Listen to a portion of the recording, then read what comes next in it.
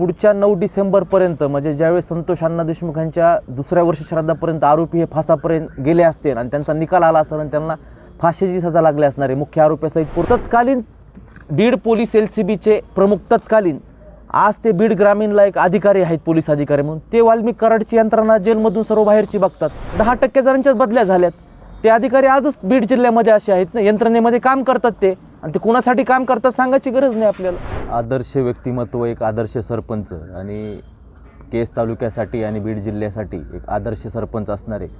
स्वर्गवासी संतोष अण्णा देशमुख यांच्या निर्गुण हत्येला आज 1 वर्ष पूर्ण झालेलं आहे। तथापि न्यायपालिकेमध्ये जेवढी गती पाहिजे होते केसच्या संदर्भामध्ये तेवढी दिसत नाही आहे आणि त्याच्यामधला ह्या केसमधला एक फरार आरोपी आहे कृष्णा आंधळे त्याचा पण अद्याप तपास झालेला नाही आहे। ह्याच्यावरून लक्षात येतं आहे की महाराष्ट्रभर पण आंदोलन होऊन चळवळ उभा राहून तरीही कुठं ना कुठे आरोपी ह्याच्यामध्ये एक फरार आहे त्याच्यामुळे संशय निर्माण होतो यंत्रणेवर देशमुख कुटुंबाचा यंत्रणेवर पोलीस प्रशासनावर आणि गृहमंत्र्यावर विश्वास आहे तसा आमचा पण सामाजिक कार्यकर्त्यांचा आहेच पण तरीही न्याय मिळण्यासाठी थोडी दिरंगाई होत आहे असं आम्हाला दिसण्यात येत आहे पण तरी एक आम्ही सामाजिक कार्यकर्ते म्हणून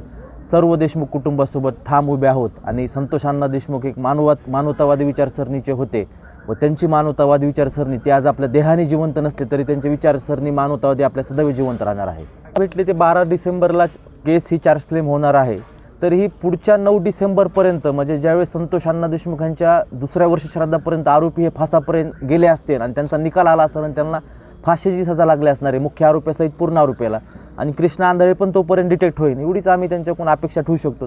जर ह्याच्यात दिरंगाई होत असेल न्यायपालिकेकडून गृह विभागाकडून तर त्याच्यामध्ये जन आंदोलन पुन्हा उभारलं राहणार आहे त्याच्यात काही नाही। आणि ह्याच्यात सगळ्यात महत्त्वाचा एक तुम्हाला सर विषय सांगायचा म्हणजे आज ह्याच्या केसमधला संतोष अण्णा देशमुख यांच्या हत्याकांडमधला जे मुख्य आरोपी आहे हे जेरबंद आहे ते जेरबंद असला तरी तत्कालीन बीड पोलीस LCBचे प्रमुख तत्कालीन आज ते बीड ग्रामीणला एक अधिकारी आहेत पोलीस अधिकारी म्हणून ते वाल्मिक कराडची यंत्रणा जेलमधून सर्व बाहेरची बघतात हे सर्व पोलीस डिपार्टमेंटला माहिती आहे पण SP साहेब गृह विभाग ह्याच्यावर कमून कारवाई करत नाही आहे। आता अधिवेशनामध्ये पण ते मुद्दा बरेच जण मांडणार आहेत म्हणजे संतोष अण्णा देशमुखचा हत्याकांडमधील आरोपी जेरबंद आहे तो जेरबंद राहून एवढं सारं महाराष्ट्रामध्ये आंदोलन होऊन एवढी चळवळ उभा राहून जेरबंद असणारा मुख्य आरोपी हा जेलमधून त्या तत्कालीन बीड पोलीस LCBच्या PIच्या संपर्कात आहे आणि तत्कालीन बीड पोलीसचे LCBचे जे PI ते बीड ग्रामीणला आहेत ते सर्व वाल्मिक कराडची यंत्रणा पाहतात म्हणून माझी सरकारला आणि गृहमंत्र्याला विनंती आहे हे जे काही वाल्मिक कराडने बीड जिल्ह्यामध्ये तत्कालीन अधिकारी आणले होते त्यांच्या बदल्या करून आणल्या होत्या त्याच्यातले फक्त 10% जणांच्याच बदल्या झाल्यात ते अधिकारी आजच बीड जिल्ह्यामध्ये असे आहेत ना यंत्रणेमध्ये काम करतात ते आणि ते कुणासाठी काम करतात सांगायची गरज नाही आपल्याला कोण अधिकारी खुलासा करणार आहोत ना। आता अधिवेशनामध्ये पण काही लोकप्रतिनिधींना आम्ही त्याविषयी माहिती दिलेल्या आहेत ते मुद्दा मांडणार आहेत त्यामध्ये आणि असे जर अधिकारी बीड जिल्ह्यामध्ये राहत असतील तर किती शोकांतिक आहे न्याय भेटण्यासाठी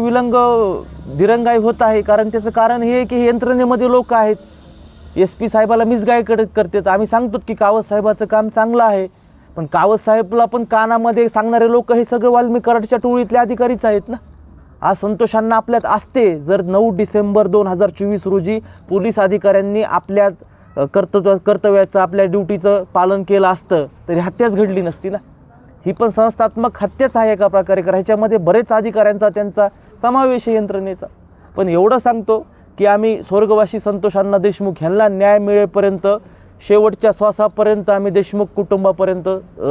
कुटुंबाच्या पाठीशी आहोत सोबत आहोत। धनंजयभाई देशमुख हे माझे बंधू आहेत आणि त्यांच्यासोबत आम्ही कायमस्वरूपी राहणार आहोत। फक्त माझी एक विनंती आहे की ज्या व्यक्तीला हृदय आहे त्याच्या छातीमध्ये हृदय आहे ते आरोप्यांचं संतोष अण्णाच्या हत्याकांडमधल्या आरोप्यांचं समर्थन करू शकत नाही मी एवढंच त्याच्यामध्ये सांगेल। ज्या माणसामध्ये हृदय आहे तो माणूस कधीच समर्थन कदापिच करणार नाही।